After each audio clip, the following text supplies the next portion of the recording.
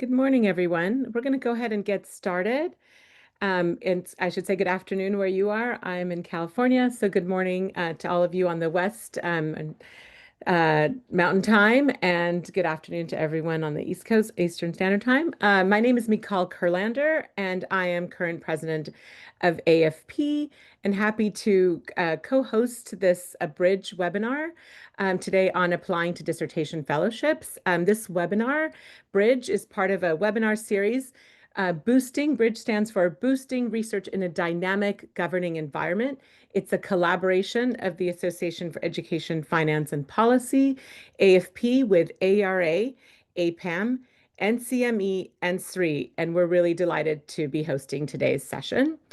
I'm going to be moderating our panel today, and I'm just going to quickly introduce the panelists. And we're going to try and save as much time as possible for your questions. Some of you sent them in advance, and we appreciate that, and we will answer as many as we can live or in the Q&A feature on this webinar. So we encourage you to ask questions throughout, and I will try to keep our time. So just so folks know, we're going to go in the order in which I'm going to present our panelists today. So first, we're excited to have George Wimberly, who's the Director of Professional Development at the American Educational Research Association, AERA. He is in that role. George develops and manages the organization's dissertation and postdoctoral fellowships program. His own research is broadly focused on how students plan for post-secondary education and careers. And in his work, Dr. Wimberly collaborates with associations and research societies to enhance diversity in the scientific workforce and in the research that they pursue. We're really delighted to have Dr. Wimberly. Next, we're going to have Professor Jane Arnold Lincove, who's Professor of Public Policy at the University of Maryland, Baltimore County. Professor Lincove's research focuses on the implementation, equity, and effects of market-based policies in public education, and she does this through partnerships and collaborations with state longitudinal systems from Texas, Louisiana, Maryland, and Michigan. She is a longtime AFP member, former board member, and is currently serving on the selection committee of the National Academy of Education Spencer Dissertation Fellow.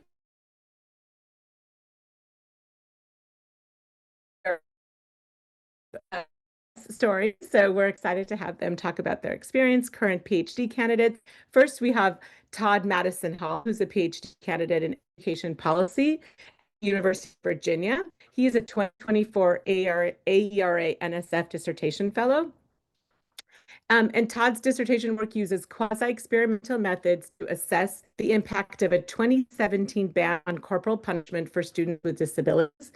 Prior to graduate school, Todd worked at an ed tech nonprofit and at JPAL North America, an economics researcher at MIT. We're to have, and finally, Jaime Ramirez Mendoza, the PhD candidate in education policy at the University of California, Davis, and he's a 2025 NAED Spencer Dissertation Fellow recipient. And his dissertation is a mixed methods study of students' racialized burdens in the financial aid process and efforts to improve college affordability and access. And prior to his PhD work, Jaime worked at Upward Bound Educational Opportunity Program, Destination College Advising, and the Education Trust. And with that, I'm going to turn it over to Dr. Wimberly to get us started. Thank you, everyone, for joining us, and we're happy to have you here. Great, great. Well, thank you. Thank you so much. I'm so happy to be here today. I was going to say this afternoon, but I guess it's afternoon on the East Coast. It's probably morning in other parts of the country. So I'm glad to be here. I'm George Wimberly. I'm from the American Educational Research Association, AERA. And I guess one of the things is to talk about, as we start talking a little bit about some of our fellowship and grant opportunities in the work that we support, is that we're looking at education research. We're thinking about education research broadly defined. And not only are we looking at those who are studying education that may be, say, pedagogy or curriculum, or they're actually in a school of education, but also those who are across behavioral and social sciences and the humanities. So from sociologists, political scientists, historians, whose work might focus on an education research question. And that's really the neat part about this. So we're looking broadly across the field and work that we're supporting. Um, so that is, oh gosh, I'm not in the School of Education, or I'm an economist, for example, and does that how would I fit into this? But if your research is looking at an issue that it can be, it's education, science, school, and that, through pre through the post-secondary higher education years into the labor force. Those type of research questions all do fit. And something you might see that would be in one of our education research journals. So that's one thing to think about this in that broad sense. So I have a few slides I just want to share with you. It's going to help me here a little bit here as I could do this. Let's see here. Just to talk a little bit about some of our funding opportunities here. And if someone's going to give me a okay. I hope you're seeing my slideshow, not my not a presentation or anything. We do see we see your notes, so it's probably not in presentation mode, George. Oh, okay. Let's see. Now, are you seeing the slideshow? Yes, that's great. Thank you. Okay, perfect. Oh, always gets those, I get those things mixed up. So basically, I just want to talk about a few things that we're at AERA in terms of our programs. First, there's our grants program that is supported by the National Science Foundation. The AERA-NSF grants program supports dissertation grants, and these are 1-year grants for advanced doctoral students. And these are for students who are doing secondary analysis of large-scale data sets. Okay, this can be, these large-scale data sets are all supported in some way by the federal government. So if you have questions about if your data set is, does it apply? Does it fit? Always, you can always reach out to us, let us know. If you go to our website, you can actually see some examples of these. But most of them are data sets that have been supported by the National Center for Education Statistics.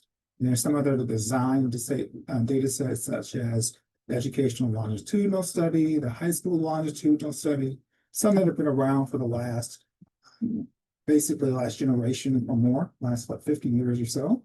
But then there's also data that this could be administrative data, such as state level data, that where you're using data that was not necessarily designed for research purposes, but using these data to address a research question in education research.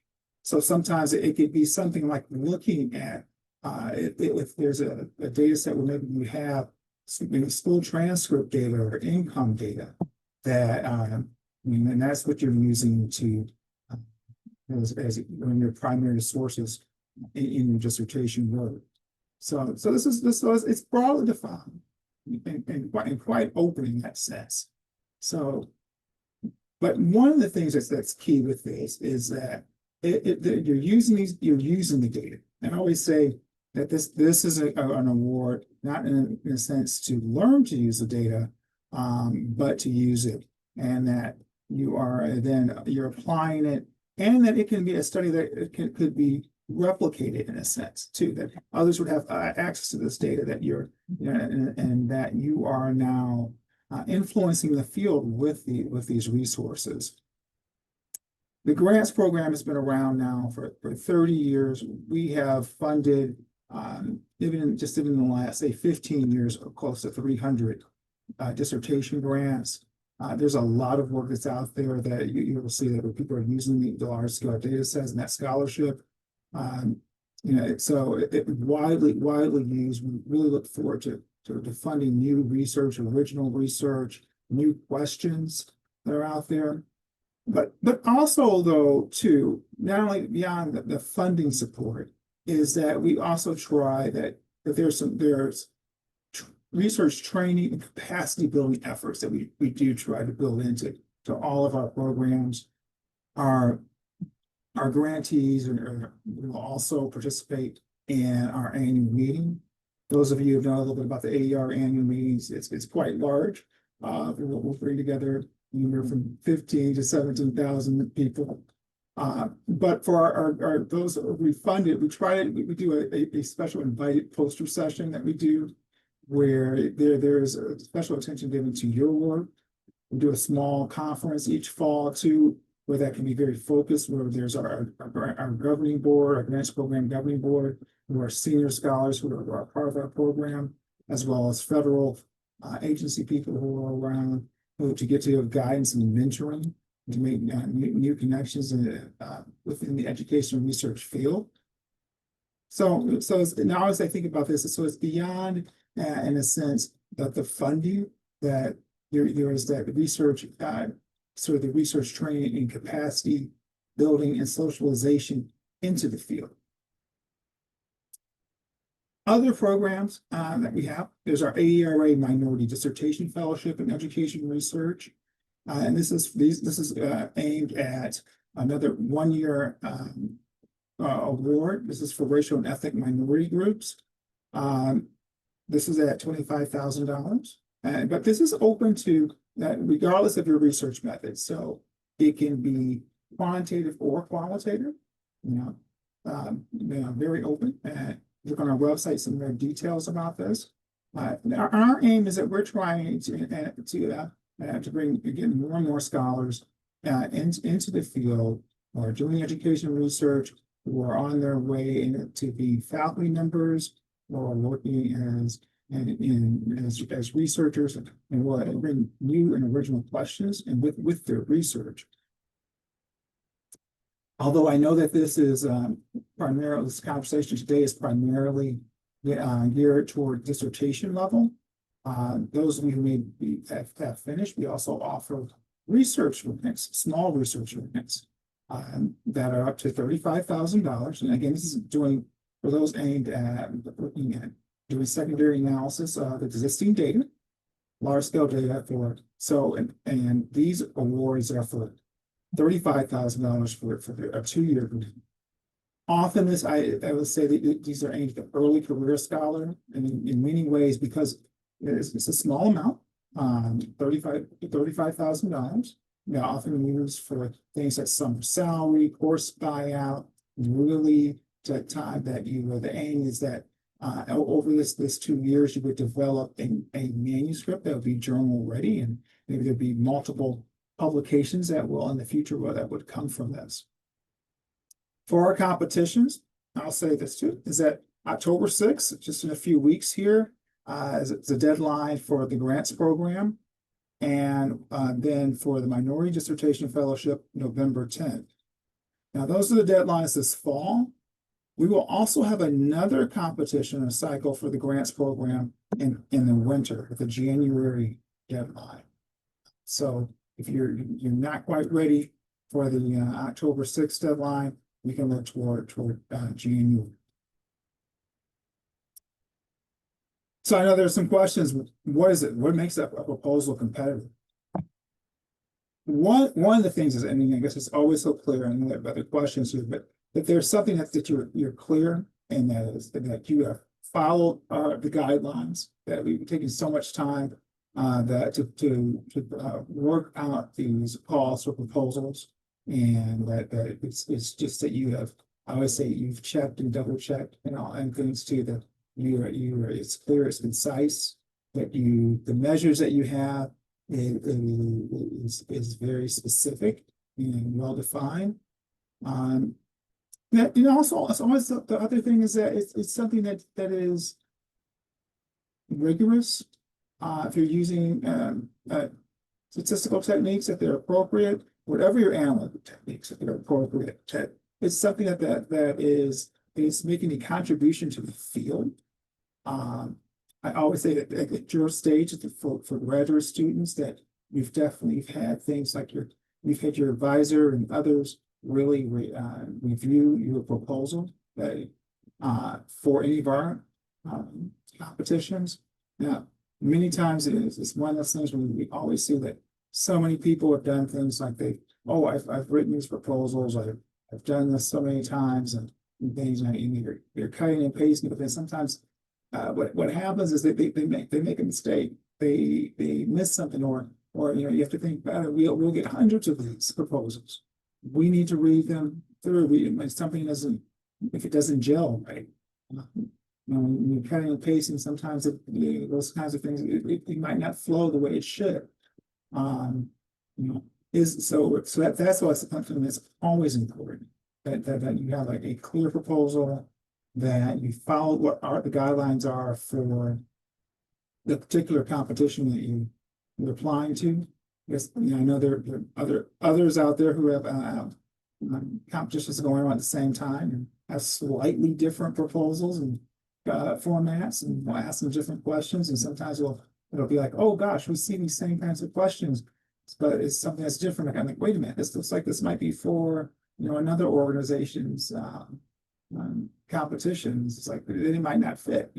And when you have hundreds that you're reviewing, so things like that, right, it's so easy to eliminate some. So those are some of those kinds of things to think about.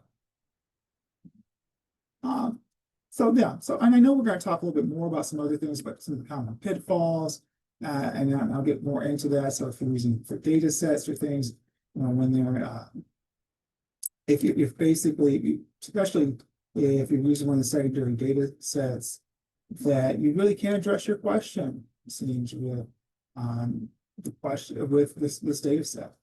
That's not clear, or always issues around things like selection bias that's not addressed within the proposal. And that's one of the things that in our call, we're very clear about that you do need to address. So that's another one of those issues there. All right. Yeah, so I'm just going to stop there though for a moment. I know that there are some few others here on panel, but we definitely welcome your applications for our upcoming dissertation grant, and also any questions. You can always reach out to me via our website and our via email. Definitely. So yeah, and I'll be definitely open here for any questions. Great. Thanks. Thank you so much, George. We're going to turn it to Jane, and the questions have already started, and we appreciate some of which we think others have. We're going to answer live at the end. But with that, I'm going to turn it over to Jane. Thank you. Thanks for having me. I'm Jane Arnold Lincove. I am a professor at UMBC, and I am currently in my third year of 3 on the selection committee for the NAD Spencer Dissertation Fellowship. So I don't speak for the fellowship. I speak as a member of the selection committee here today, but I'm going to give you just a little bit of background and then some advice on writing a Spencer application specifically. So the Spencer Dissertation Fellowship is a $27,500 fellowship that is intended to fund the final year of your dissertation, which they consider like the writing year. It shouldn't be to fund field work. You shouldn't do this like at the beginning of a 4-year dissertation process. They want to see a work plan that you're going to be done at the end of the fellowship, which for people applying this year with the October 2nd deadline, you would receive notification that you got the grant around April. And the fellowship would then begin and run basically for the academic year of 2026-27. So you shouldn't apply unless you are very confident that you are defending your dissertation at the end of the 26-27 academic year. So a little bit about the process by which Spencers are reviewed. We have a lot of participation by current scholars, by NAAD members, so like elite scholars in education, and also by former fellows. So most of the committee is former recipients of either the Spencer Dissertation Fellowship or the Spencer Postdoc Fellowship. Your application will be read initially by 2 former fellows, and then if you get through that process, you will go to a committee where there's about 20 of us And your proposal eventually, before it gets approved, will be read by at least 9 scholars. So the Spencer Committee and the Spencer selection process is really focused on all different types of diversity. They fund education research at large, but they're looking for diversity in institutions. They're looking for diversity in your field of study. They're looking for institution diversity in the department that you come from, in your methods, in your topics, as well as diversity in demographics. So that means that when you submit a Spencer proposal, it's going to be read by a lot of different people. And currently, the makeup of the committee is mostly qualitative researchers. There are very few of us like me who are primarily in quantitative research. So for those of you who are submitting a quantitative proposal, there's a certain amount of finessing that you need to do to speak to the audience that's going to read your proposal when you submit it to Spencer. What they're looking for in general is a strong theoretical foundation for your research questions. Theory is very, very important in a Spencer application and really should kind of dominate the first part of the 10-page proposal. You should not assume when you're writing a Spencer proposal that the person who is reading your proposal is familiar with the area of theory that you're talking about, right? So you may be writing about human capital theory, but your proposal is initially read by an anthropologist, right? So there's a lot of unpacking of the theory that you need to do, as well as just kind of stating the theory and the primary authors that you're citing. You are probably teaching many of your readers about what's going on in the theoretical area that you are focused in. Interdisciplinary theory is very welcome because of that, because readers kind of like something that they can latch onto, and part of it being familiar to them. Also really important is the feasibility of the work plan. In the Spencer proposal, you don't just lay out your plan in your proposal narrative, you actually kind of write out a timeline.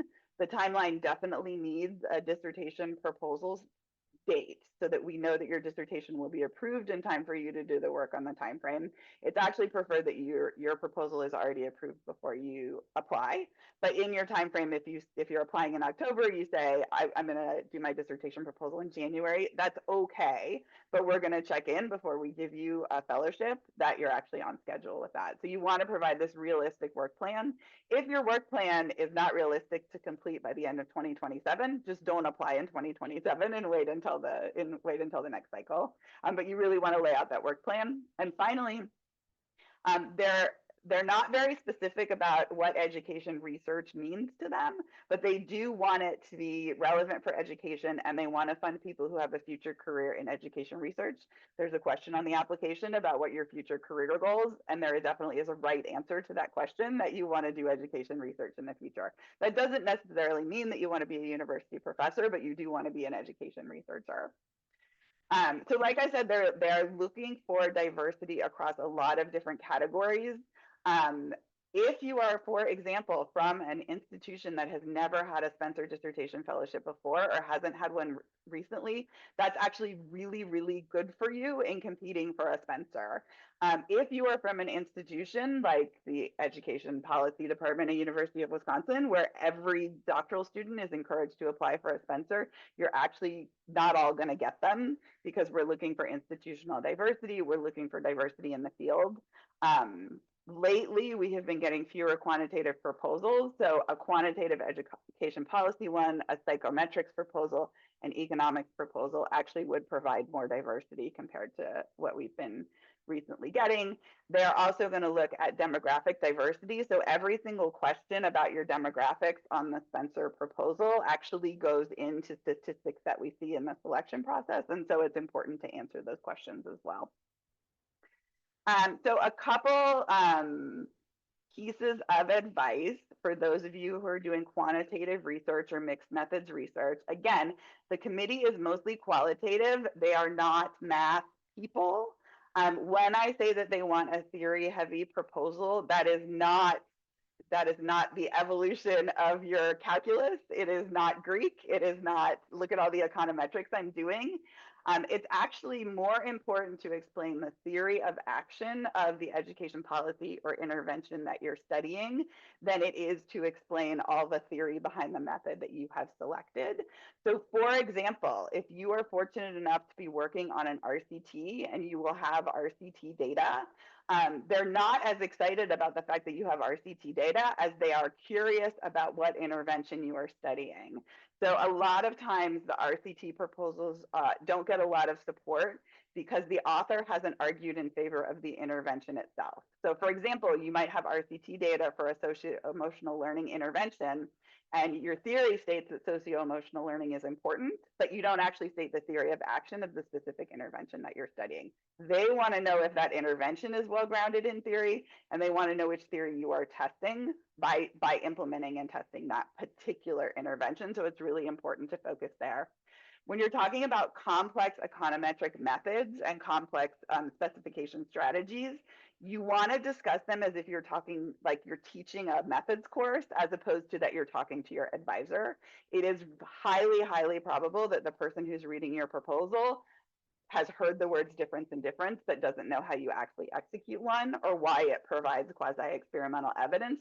So just walking through the steps as if you were teaching is really helpful in the proposal when you're doing quantitative ones.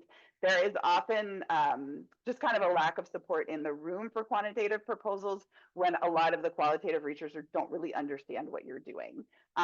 So you don't need to go in deep about your standard errors. You don't need to go deep about your robustness strategies. You don't need to argue like why you're doing a CSDID versus another form of DID. You just really want to make the argument that difference in general is the right approach to get good evidence about the question that you're asking, always referring back to the theory.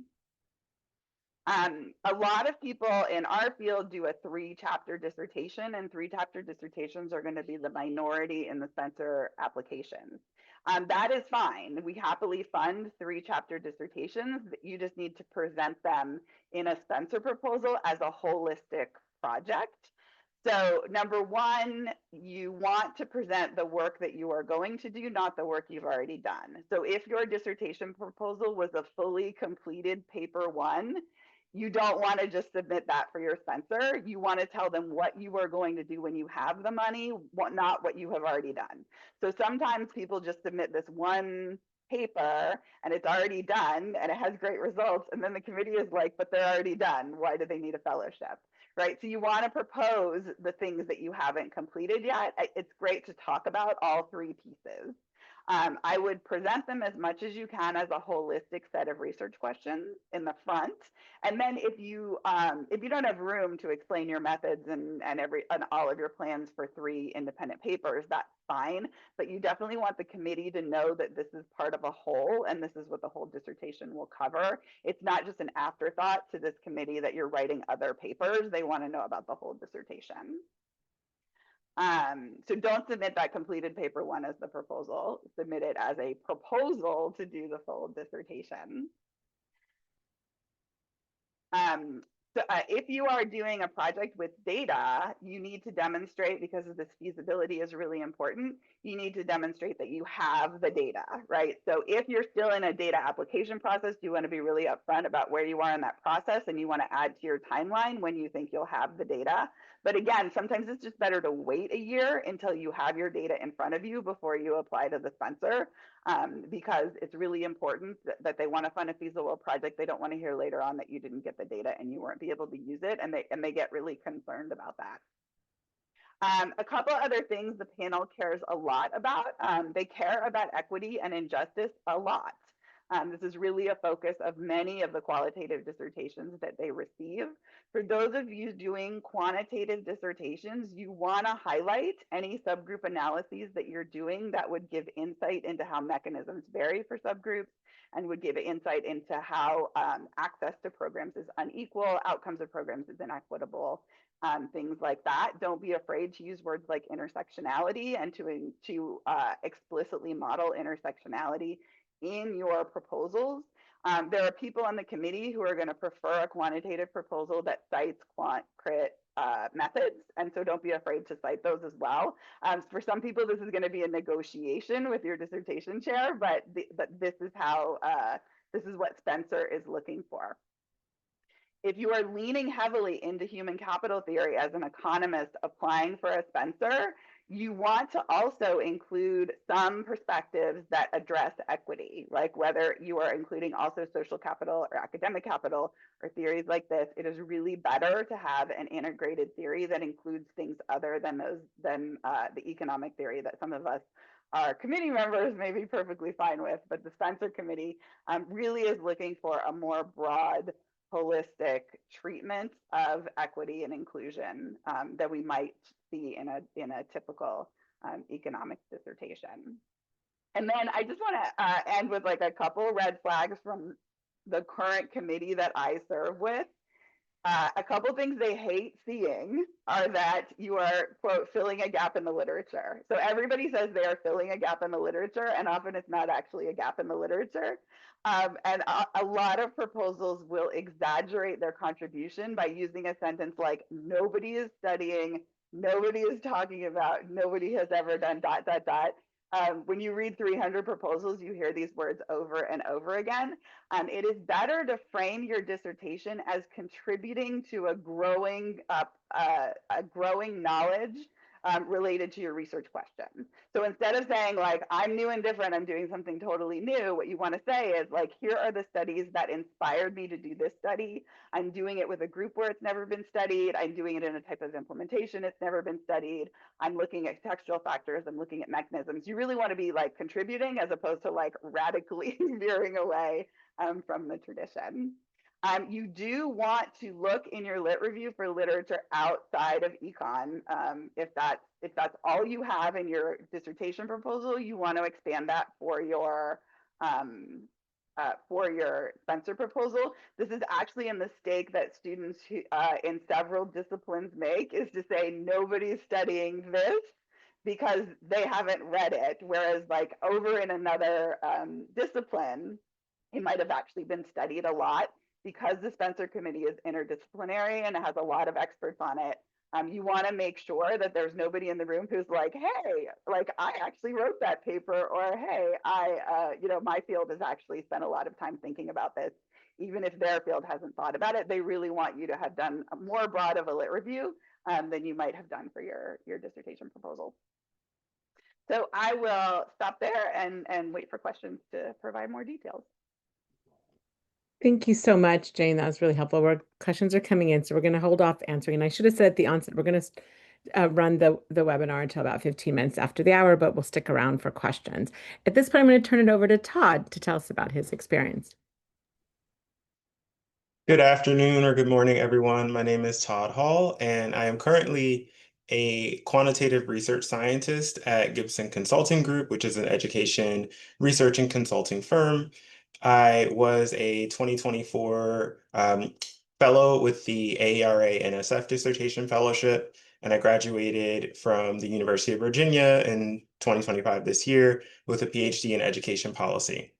So I focused in my dissertation on ensuring supportive environments for historically marginalized students. And this was a 3-chapter dissertation where in the first chapter, I examined association between teachers having a same race or ethnicity director in childcare centers and their job outcomes, their retention outcomes as a means of potentially supporting students of color in early childhood. My second dissertation chapter examined the effects of a ban on corporal punishment for students with disabilities in Louisiana. So I was examining whether after the ban was implemented, schools discontinued the use of corporal punishment, which is the first order outcome on compliance, and then also whether there were unintended consequences as increases in suspensions either in school or out of school. So that was my job market paper, and that was the one that I focused most on when I was applying for dissertation fellowships. And then my third dissertation chapter was a survey experiment looking at the effects of discipline and test score gaps on Black parents' perceptions of and desires for hypothetical schools. So when I was applying to dissertation fellowships, the first thing I did was talk to a lot of people, talk to my committee as well as postdocs at my institution and other faculty and alumni to get a full sense of what are all the opportunities out here. The opportunities that have been mentioned so far are large national dissertation fellowships. I was able to learn about some dissertation fellowships that I wasn't eligible for, but just kind of expand my horizon of what all was out there. So for example, in addition to applying for the AERA-NSF Dissertation Fellowship, the AERA Minority Dissertation Fellowship, and the Spencer, I also had applied for a dissertation fellowship at my institution called the Bankard Dissertation Fellowship. And I would encourage you all to look broadly and make sure that you are applying to all of the opportunities that you may be eligible for that might align with your research. Once you do that, I strongly encourage developing a backwards plan. That was super helpful for me in applying for the 4 different fellowships, understanding when they were due, giving yourself some time, maybe 48 hours before the deadline to actually block out and plan to submit. And then backwards from there, building in at least for me, I did 2 cycles of feedback. One initial conversation where I had shared a draft with my advisor and co-advisor, and that was in early September. And then I iterated with them and got feedback from other faculty. So I would strongly double click on what Jane mentioned about the Spencer Fellowship. When I was applying for the AERA NSF Fellowship and the Spencer Fellowship, I was counseled that these have sort of different focuses. As George mentioned, the AERA-NSF is focusing on using longitudinal data that was supported by the federal government. My work on corporal punishment was largely based on the Civil Rights Data Collection, which is a federally supported data set. And so within the AERA-NSF, I went into the details of how I had collected those data, the work that I still had to do to analyze and write up results. Whereas for the Spencer, I had, I think, 8 to 10 pages for that, so it was a bit longer. And I really got some super helpful feedback on adding more to the theoretical framing and the theory of action behind the implementation of the ban in Louisiana. And I would also strongly recommend getting feedback from from faculty outside of your subfield or outside of your committee. So there were 2 faculty members at UVA, Winthrey Foxworth Johnson and Julie Cohen, both of whom had formerly received the Spencer, that were outside of my committee. Julie works on conceptualizing and measuring teacher quality, and Winthrey Foxworth Johnson works on critical literacies. And their feedback was really helpful because my committee was so familiar with me like presenting the concept or writing up proposals. And they were really sort of steeped in the differences approach that I was taking or that I was proposing. But it was a really helpful exercise to communicate both to someone who hadn't seen this work, or at least the early stages of this work, and also people who were coming from different theoretical perspectives and backgrounds. So Winthrey, for example, strongly encouraged me to integrate discrit and quantcrit, discrit, critical race theory applied to the intersection of ableism and racism into my Spencer proposal. And that was a helpful exercise, not only because I think it made my proposal stronger, even though I didn't get the Spencer Dissertation Fellowship, I do think it informed my work beyond applying for dissertation proposals. So that's another piece of feedback. One, definitely get reviewers outside of your subfield to read and react to your work and build in time to be able to incorporate that feedback.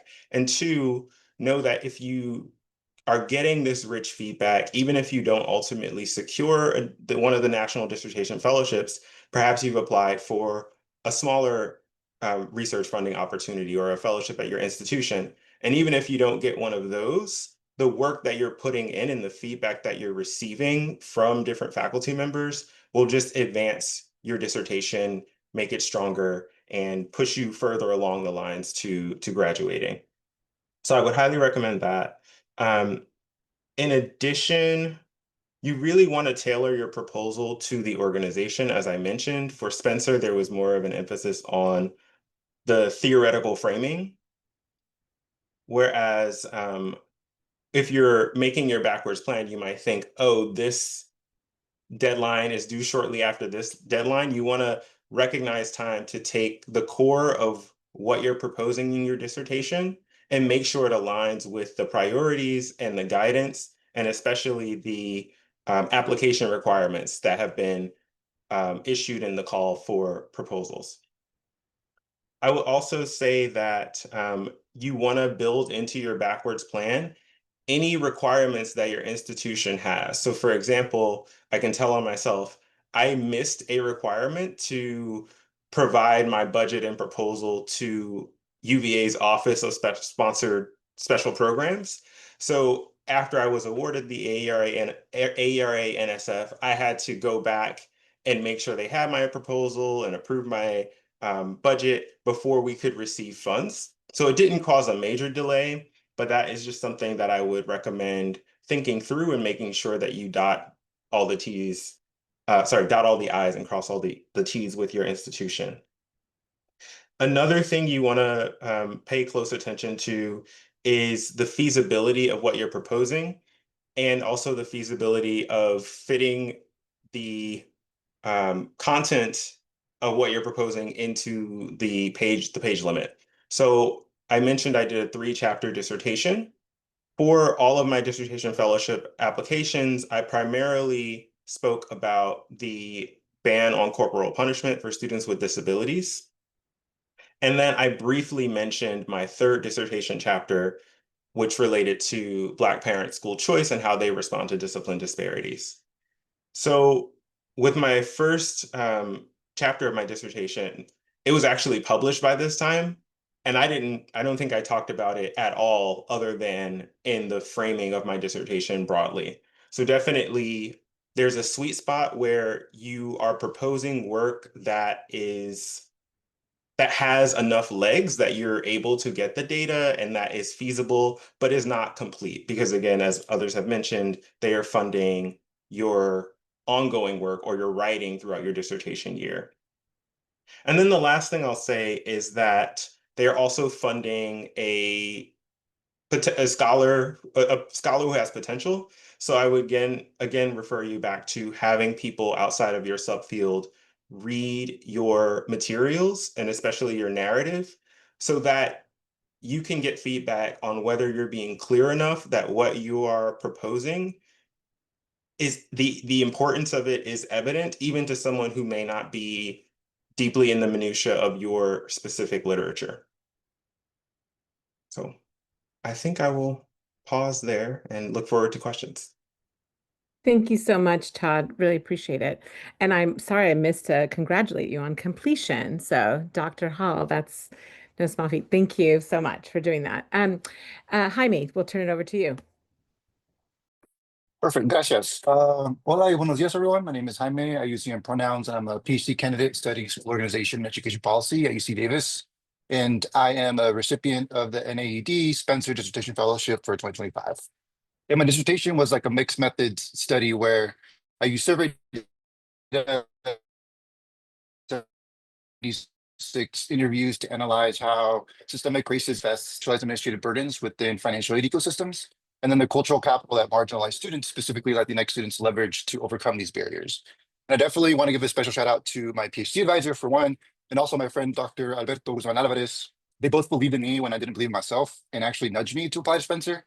And I'll be honest, even with their encouragement from people I highly respect and admire, I didn't think I'd actually get it. But my mindset was kind of like, 1, shoot your shot. And then 2, similar to what Todd mentioned, like treat this as a high intensity practice run to develop a strong foundation of work that you can reuse to apply to other departmental, regional, or national fellowships. And this perspective going into it was actually very helpful to kind of take the pressure off. Some of what I was going to say has already been shared today, but hopefully some of it will be useful as y'all are preparing for your applications. So for one, my strategy and preparation started even before I wrote anything. You know, I did four things. Like one, I searched for publicly available narrative and personal statement examples from past fellows. So I know Dr. Guzman Alvarez and Dr. Chris Bennett come to mind as they published things publicly online. And this helped one, see how other scholars successfully went about the application. But two, it also helped me realize there's no silver bullet single formula of how to go about it. It all varies as long as you're cohesively and clearly writing your dissertation or your proposal and why it's important.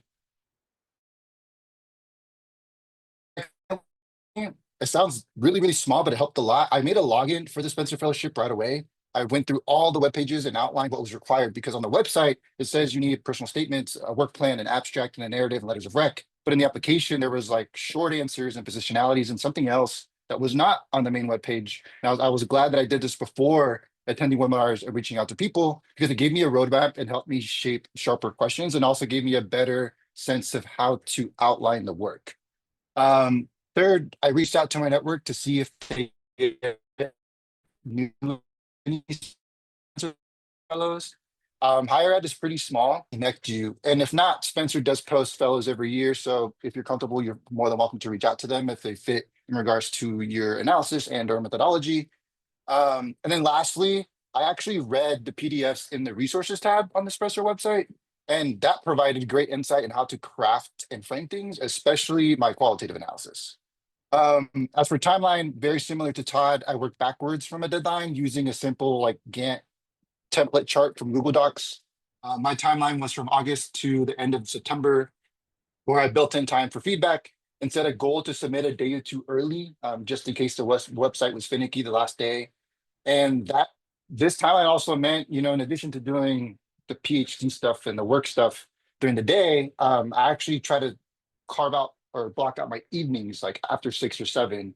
That was fellowship mode until my brain was mush, essentially. And that was my life from August to September. I said no to a lot of extracurricular activities in the short term. And since working from home is a love-hate relationship, I spent a lot more time in bobas and in bars and having my phone on Do Not Disturb. And as I was doing this, one of the first things I did was actually reach out to my recommenders to give them as much time as possible. I decided to choose people whom I was 100% confident would vouch for me, for one, and make a strong case as to why my work matters and why I was capable of doing such work. And I went about this by specifically choosing individuals who I've worked on projects with. So they had a first person view on my work ethic, on my growth, and on my skill set. And when I reached out, I not only made the ask, but I provided key reasons as to why I was asking them specifically. And I also gave them an easy out in case they were too busy or didn't have the capacity. But once I got individuals to say yes, I asked what information they needed to make a compelling letter. And I ended up sharing an early version of my draft of my narrative, my timeline, and my CV. And I also let them know who else was writing my letter of rec. So the letters would almost complement each other rather than say duplicative things.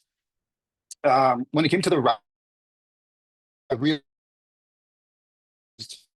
I already had a lot of the building blocks through either papers, previous classes, or most specifically my dissertation proposal, because at this time I was already a candidate. So in other words, I had various iterations of an introduction of a really, really long literature review that I had to synthesize, methods and some preliminary analysis that I could reframe and or bolster for the Spencer Fellowship. And a key piece of like my writing process, similar to Todd, was this iterative cycle of drafting and feedback, just specifically from 3 different type of readers. One, my advisor for the technical like rigor and structure. 2, a past Spencer fellow, if possible, to gain insight on framing. And then 3, actual PhD colleagues who were auxiliary to my field, but weren't exactly in my lane of study. And that helped for clarity and accessibility and was super helpful to flag jargon or to simplify certain concepts. And I asked these individuals if they prefer like a full feedback, like a full draft for feedback, or if they wanted section by section. And what I ended up happening is I did a little bit of both. And that was very helpful to not get stuck in a writing paralysis or feel the pressure of needing something to be quote unquote done in order to share.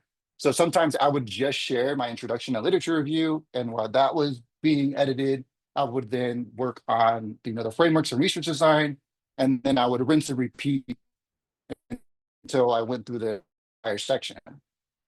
And if I was stuck on something specifically on the narrative, or I would actually switch over to the abstract, to the shorter responses. The timeline was probably one thing that I used a lot to procrastinate and or just to get my mind off of writing. And definitely make sure that you are taking care of yourself, because it can be very, very easy to overwork yourself and burn yourself out to try to meet that deadline. So if my brain was just not working that day, I would just shut the computer, take that night off, and hopefully the next day my brain would be able to work to start writing. And speaking of some things for writing, which was really, really helpful, was streamline the introduction and literature review. This part should adequately set up your project, but most importantly, most of your narrative at least should be devoted to unpacking the theoretical framework, the methods, the analysis, and the significance. And I spent a lot of time framing the importance of my research to the education field. Plus, like a lot of people mentioned, feasibility is really important. Like you want to show the feasibility of completing this project without making it look like you've already completed the project. Be specific with your data collection was a very helpful advice that I got. So it's clear that the research questions are being answered. So in other words, like don't just say, for the qualitative folks, don't just say deductive coding, don't just say actual coding. Provide a clear, concise example of what that looks like with your data. And then lastly, I actually use footnotes to my advantage. You know, the narrative, like the main text of the narrative included all of the critical information for the reviewers, but I use footnotes to streamline the main text. Like for example, I had mixed status families within my data set or within my participants for the interviews. Some people don't know what mixed status families mean. And I could have like it took up a lot of word space within the actual main text. So instead, I just put a footnote and had enough real estate to explain what mixed status families was in the citation. I've been talking for a while, but if I could just reiterate a couple things that I think would be very, very helpful is one, just draft, and draft again. Remember, everybody starts with a shitty first draft, and iterative edits make it more polished. It helps it be more concise and provide examples to what you're saying and highlight why this work matters. If possible, get feedback from different perspectives. You know, for me, I had my advisor, I had a previous Spencer awardee, and then my PhD colleagues who were very gracious with their time and provided feedback. And then lastly, if you get the fellowship, great. And even if you don't, it's a phenomenal draft for you to use for other fellowships, which I actually ended up doing. So yeah, I'll stop there. Thank you so much. And we can maybe unspotlight everyone so we can see the full panelists. That was so much information. And folks have started putting some questions in the Q&A, and we're going to like lift up some of those that I think would be helpful for everyone to see. But just keep them coming, and we'll do our best to answer as many of them as possible. I did want to make sure that folks know about the deadlines. And so those, George had them on a slide, and we've put others, they're coming up quick. And I just wanted to get sort of from the panelists, but is there such a thing as like sort of too late or too soon? Some of these are really coming up quick. And I just want to underscore something that both Todd and Jaime said, which is the act of working towards the proposal advances your work anyway. So you might want to think about that. But do you all have any advice, either from requesting from advisors and committee members, or as advisors yourselves? Is there, as folks think about the timeline, what's some things that they should keep in mind with what's a little too late or good to start thinking about now given the deadlines? Jane, can we start with you on this one? Yeah, sure. So just because, professors are busy people, I always say that you should give people at least 2 weeks between the time you ask for a letter and when the due date for the letter is. Like in the case of a dissertation fellowship proposal, if your committee has already seen your dissertation proposal, then as long as there's nothing drastically different about this one, it's not a difficult ask to write the letter for either of these, for the AERA or for the Spencer. It's just to make sure that when you make a request, if there's anything specific about this fellowship, that you just say it in the email where you make the request so that we can like tweak the letter appropriately. There's always like a paragraph for like, our student is perfect for this fellowship because you've done so much research into what has been funded before and what the focus of the fellowship is. Sending that information to your professor is really helpful. I think in the case of these dissertation fellowships, like it is actually more important to pick the person who's familiar with your dissertation proposal than to pick your favorite professor. Because really we're looking in the dissertation, in the recommendation letters for like verification of what was said in the proposal about the contribution, about the feasibility, about the timeline, about the student's capacity to like get this done and have it be an awesome dissertation. So if somebody's going to say he was the greatest TA ever, it's really not helpful in this particular letter. So definitely pick the people who have worked most closely with you on developing your dissertation idea. That's great. George? Yeah, I can echo that, because one of the things for us, like if the stage, you need about 2 or 3 weeks to really, I think, dedicate it to that proposal for these applications.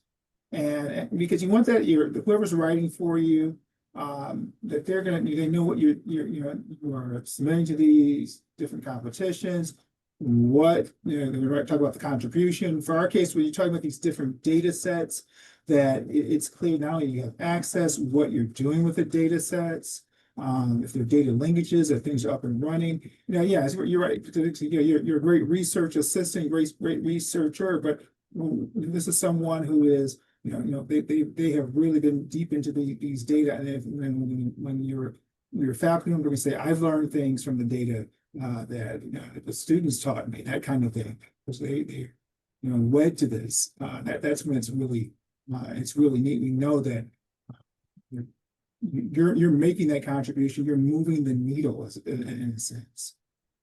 That's great. Jaime, you mentioned this a bit, but Todd, do you have any thoughts on kind of managing your letter writers and managing up, if you will? Yes, that was exactly the word I was thinking, is managing up.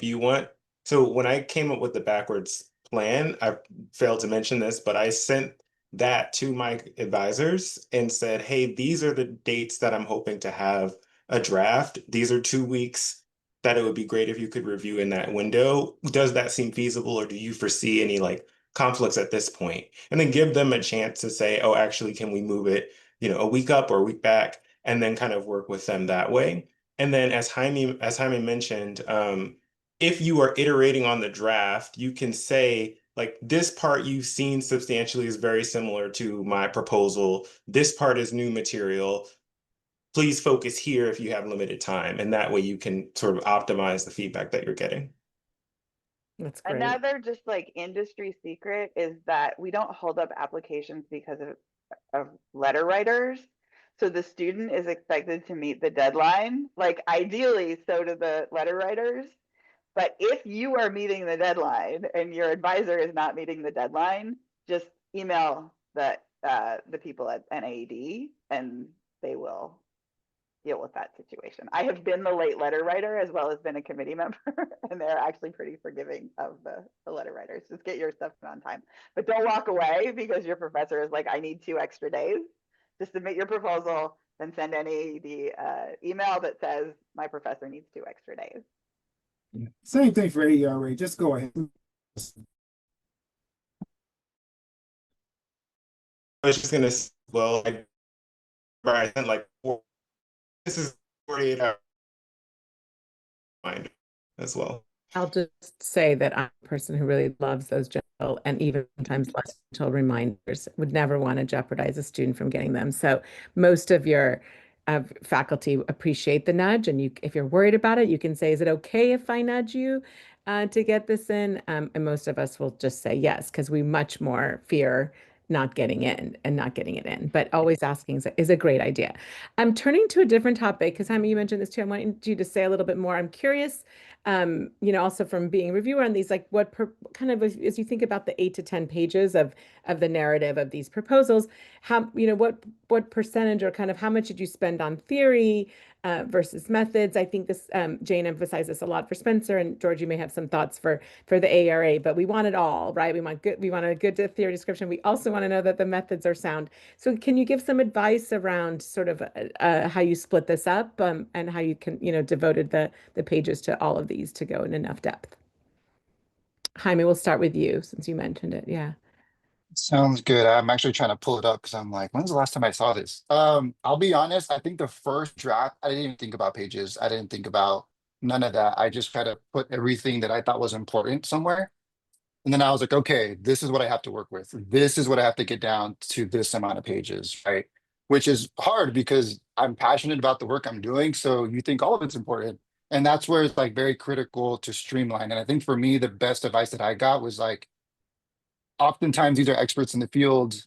Like, yes, the introduction matters. Yes, your research question matters. Yes, the literature review matters. But what really is going to be graded, what's going to be the meat, the crux of all this, should be explaining the theoretical frameworks, should be explaining your methods, should be explaining if you have some preliminary analysis and or the significance. So as I'm looking at my narrative right now, I think I spent, let's see, about 3 pages, double space, no, 1, 2, 3, I would say like 3.5, 4 pages, and that included both the introduction, the research question, and the literature review, right? And then the rest of the 7 pages was spent on the theoretical framing.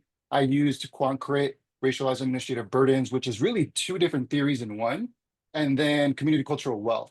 So all of those are rooted in critical race theory. So I have a paragraph briefly explaining critical race theory and what they're rooted on, a paragraph on community cultural wealth and which research question that's going to answer, a paragraph explaining administrative burdens, racialized organizational theory, how those 2 things combine, and why I think this is a really great theory to use to analyze how systemic racism manifests in the financial aid systems. From there, it kind of just went through like by different chapter, right? Like chapter 1 was this, chapter 2 was this, chapter 3 was this, and then lastly I ended with the significance. But again, my literature review was probably like 7 pages to begin with, right? So to dwindle that down, including the introduction, to like 3.5, 4 pages was really, really hard. But to me, it was necessary because people kept telling me like, this is great, sounds great, yes, it's important. I want to hear about the other stuff. Great. Thank you so much. I'm going to turn to Jane because I know you might have some thoughts on this, especially because in Jaime's case, I think his theories worked across his 3 chapters, but in some students' cases, especially econ students, they might be using different theories for different chapters of their dissertation. So do you have any advice about that? Yeah, I don't have advice on the length so much because it really depends. Like a lot of people are digging into more complex theory, or they have 7 of them where Jaime had 3, which is probably too many. But um, definitely before you start this, like the first sentence of your proposal should be the purpose of my dissertation is dot dot dot, and then like state what the empirical question is. Like, what are you testing? And then you're like, I'm gonna like the introduction is really important because sometimes I pop into one and I feel like I'm just reading a rant and I'm like on page 5 and I'm like, what are you studying? Like, I know how you feel, but what are you studying? So the good ones really very clearly have a statement that says, this is my purpose up front. And then say, I'm going to bring these theories together. If you have 3 distinct research questions that test 3 different theories, I would still have a kind of like unifying theory section, and then connect those to the research questions. Like how that outline works, whether you're like, here's theory 1 and research question 1, and then you move on, here's theory 2 and research question 2. I think that's really depends on the style of the dissertation. I don't think the committee is that picky about that. We just want to know what it's about, like as quickly as possible. And then we want to know that if you are like Jaime, kind of taking these disparate theories, that which I think many of us in AFP do, right? Is that we do this like interdisciplinary integrated theory work. Like the work of weaving the theories together is kind of the most interesting part. And that's where we're going to see like, oh, you've really designed a cool empirical study. Because you're not just like, here's critical race theory, here's like sometimes I'm like, what do they have to do with each other? And the good ones, like once they get to that research question, it is a theory driven research question. The theory is really apparent in the way the research question is worded. And so we know sometimes you're testing whether theories are kind of interacting with each other. Sometimes you're testing this theory against this theory, whatever it is. Just like be explicit about how you're doing that. And that's where the committee is like impressed because your theoretical thinking is not just solid, but it's like articulated very well. Because sometimes we have to figure out like, why is the theory in here? Oh, I get it. And we have a conversation about it and we're kind about it. But the more it's explicit, the more you're like a slam dunk for moving on to the next stage. That's great. Thank you. I'm going to turn to methods. Thanks to a question that Anna raised in the Q&A, which I think is really a good one. But I think just as we get to methods, I think we've all seen this, and so I just want to sort of put one piece of advice from being on these review committees in the past, which is that you don't want a generic method section. So the biggest thing that I think is important to do is to not just like have a generic paragraph about whether it's diff and diff, as Jane mentioned, or about qualitative coding that could be insert any topic, any method. It really needs to be related to your question. But Anna asks in the Q&A about example kind of the actual analysis and methods using the data that's already analyzed. And I'm curious, George and Jane, around like the use of appendices and other things are often a really great example of how you can strengthen or lengthen the page limits, which are pretty tight on these, but where appendices could be used really nicely to show an example of either your coding or the more nuanced model that you don't want to overwhelm the committee that's maybe not so mathy with. Appendices can be extremely helpful. So maybe George, will you pick it up from there? And Yes, yes. Yeah, I want to highlight that so the methods are so important for us in our evaluation, especially for the for quantitative proposals and using an appendix. We actually we highly recommend them. We recommend require a variable list.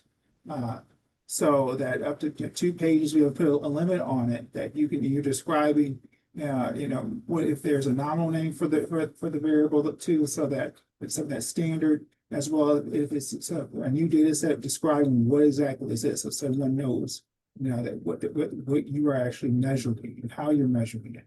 That is so important. And also when it comes to these analytic techniques, why you're using this method, how does it fit back to your research question? That is so important. And also for the qualitative studies too, that if at least some examples, say if you're going out and if you have an interview protocol, you actually have the full protocol, you can include that. We have unlimited space for these because we want to see that you're doing the study, that this is underway, kind of with the timeline, and this is something that's happening and how it all fits together. Because sometimes something may seem like it's a good idea, but then it's sort of, you have a proposal, then it sort of stops. Like, oh wow, this sounds like it's going to be really neat. But then another person has their protocol and their things, and they have some preliminary findings, they piloted some things. That's what sort of makes the difference. And that is so important. And I know sometimes people worry about all these, these for some statistical models, these equations and things. I mean, sometimes those are necessary, but sometimes they're not so important because the symbols and the equations can change a bit. But just say what you're planning to do. I mean, that helps a lot there, unless it's a truly methodological piece. But that's when you're getting into those kinds of details. And this is one of those things too, why I say it's so important that you're working closely with your faculty, because they should be able to help you with it, making sure that you're clear about those kinds of things. In that level of detail, because if it hasn't already gone into your actual proposal, if you're defending, maybe now is that time. Look at what might be in a journal on that level of detail. that's great. Todd, do you want to add how you had a sophisticated modeling, but you probably had to summarize it pretty succinctly for this audience?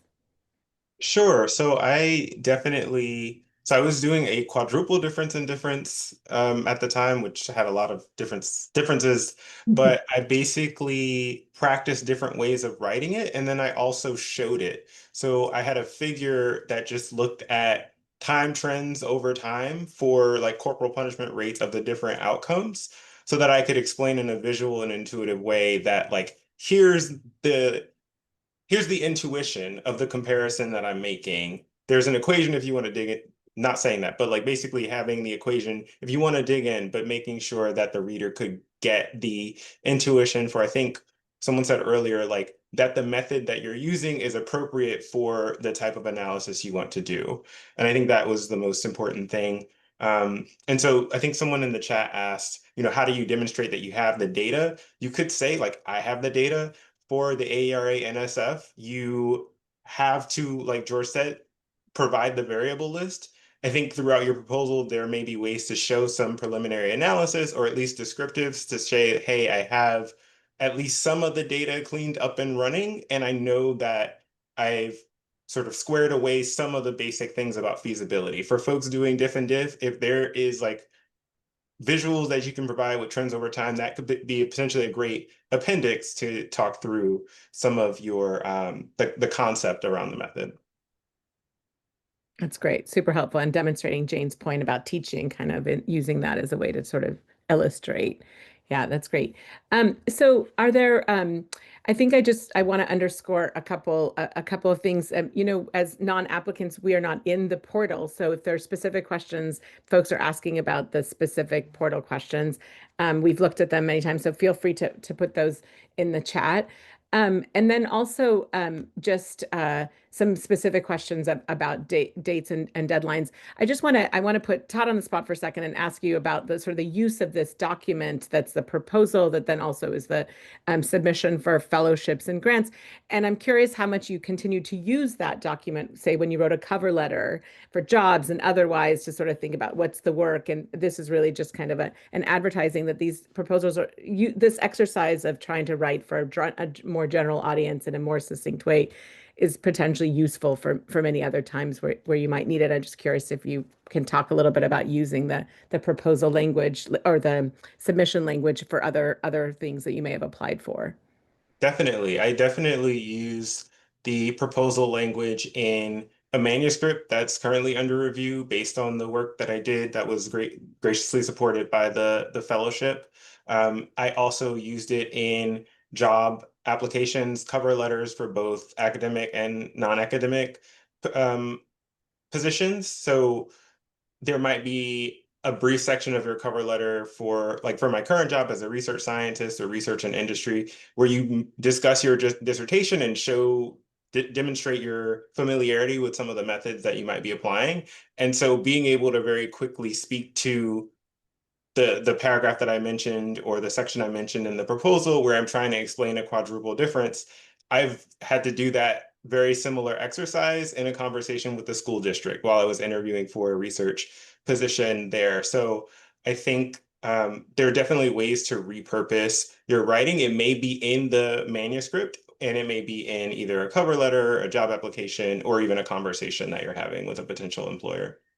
Yeah, that's great. Yeah, I just want to say for those of you going into academic research fields that this kind of exercise is useful for grant seeking, for job, from any number of things. And so the actual act of working on these proposals, I think we believe are useful for more than just the securing these very highly prestigious, kind of very selective awards that can be used for many other things. Just confirming that appendices are usually not part of page counts, but you should read. One of the easiest things in these fellowships that are highly selective is to rule people out who didn't follow the basic rules, as George mentioned early on. So do look at the fine print of page limits and rules, but usually appendices can be. You want to make sure that I think it's fair to say you want to make sure that your proposal can be read clearly if for someone who doesn't look at the appendices, but for those who are looking to see, hey, does Todd really know what he's talking about with this quadruple difference and has the variables and has the appendices are there, right? And so I think that's how to use them and to pay attention. Footnotes, however, sometimes do count against you. So you want to look at the fine print on how each proposal has set it up. I'm going to let every panelist just give a final word if they want it. You can also pass before we close out this really, really informative webinar. It is going to be uploaded on the AFP website. I don't know, George, if it'll be uploaded for ARA, but we'll make sure you can access this recording if you want it. George, you want to start by closing us out? Oh, I would just say that too, that on the AERA website, we have webinars about our program specifically. Great. That it's October 6th deadline if you want more information about the grants program, and for November 10th deadline for the minority fellowship. And for the graduate students, make your proposal a collaborative effort between you and your faculty. Love that. And yeah, NAE does it's a webinar specific to the dissertation fellowship that we'll put again. Jane had it in the chat and I'll put it again. Jane, any final words of wisdom? Yeah, I did forget to mention that one of the best parts about the censor process is that you don't only get the money, you participate in mentoring sessions. So you're appointed a mentor who's usually a National Academy member. or another, elite academic researcher, if there isn't an appropriate one from the members who are available, you you get 2 expense-paid trips to DC to participate in the fellows retreats, which are, in my experience, just absolutely amazing. Like, some of my best friends in the world and co-authors that I've been very productive with, I had met at the Spencer retreat when I was a postdoc fellow. So just really important to the research community that you get to participate in that as well. And then you're like part of the fellowship community, where later on they will ask you to be someone who evaluates the proposals and stuff. So if you're like weighing whether it's worth it, like, sometimes that's even better than the money. Spencer is not in any way need-based. We are not allowed to look at a proposal and be like, this student has so much funding, they don't need us. A lot of students will use it to replace having to be a TA or having to do a research assistantship. But so if you're, even if you don't need the money, there's like a huge benefit to winning a Spencer, because you are in this network of other people, both your peers and faculty who are still active in the organization. And they are fancy. Spencer has fancy dinners and fancy parties. True. Okay. Jaime? Yeah, I think I'll just say that, like, y'all already have the foundation to build off of for these applications. So just believe in the power of drafting and have various readers from different perspectives and expertise to both clarify and bolster your work. That's great. Thank you. Todd, you get the last word. Sure, I will piggyback off of Jane's point that, as well, with the AERA-NSF, it's a great community. There were 2 convenings that we participated in as fellows, where you get to meet other people, learn about their research interest. I also met a journal editor through one of the convenings, the fall convening for the AERA-NSF dissertation fellows, who remembered my work and reached out when a special issue of a journal was coming up, and they were like, hey, it'd be great for you to like consider submitting your work here. And so actually the 3rd chapter of my dissertation is going to be published in the Urban Review, and that connection just happened organically through the networking. In addition, there are great presentations about things like engaging with the media, things about the publication process. You get mentorship and exposure with senior scholars in various different fields. So would definitely double click on what Jane said about, if you have funding and you feel like, okay, maybe I don't need that aspect, the networking and doors that are opened are an awesome opportunity. Wonderful. Well, thanks everyone, and we wish you luck on your pursuit for fellowships and in general in your graduate work. We know it's a tough time in education research, and we are all trying to do our best to support more networking and more community, since we need it more than ever. So with that, we wish you all the best, and have a good rest of your week. Thanks everyone, and just a huge thanks to our panelists, of course, and to AFP and other organizations who've supported Bridge. Thanks everyone.